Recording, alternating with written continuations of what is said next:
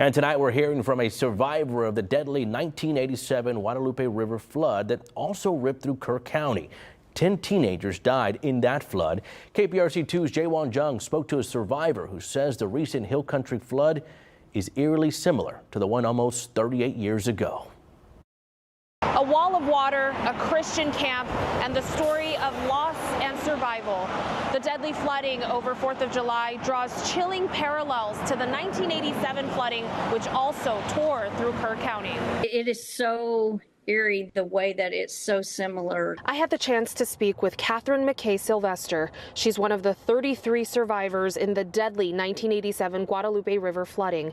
Although it happened almost 40 years ago, she recalls the catastrophe like it was yesterday. It started raining in the evening, thunderstorming, and we didn't know what was going on. Catherine was attending a church camp at Pot O' Gold Ranch. We left earlier than we were supposed to, and we knew something. They wouldn't tell us what it was. She tells me several vehicles turned around in time, but Catherine was in the bus that was stranded. The water started rising, and it got to like the steps of the bus, and he was like, okay, we got to get off.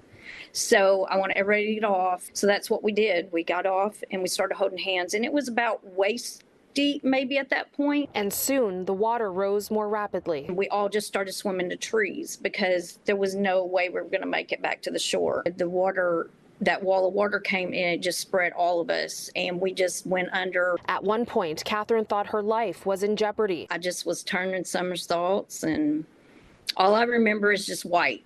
Like, that's all I remember, is just like, I'm not going to make it. Can you tell me about how you got rescued? When I grabbed onto the limb, I made my way up the tree.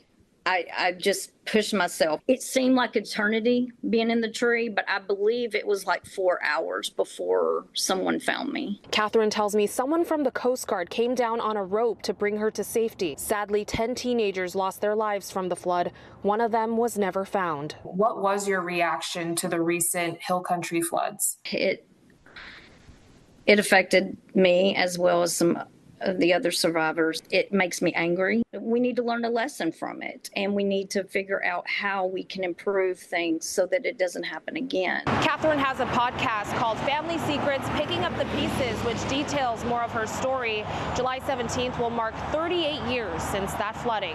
In Houston, Jaewon Jung, KPRC 2 News.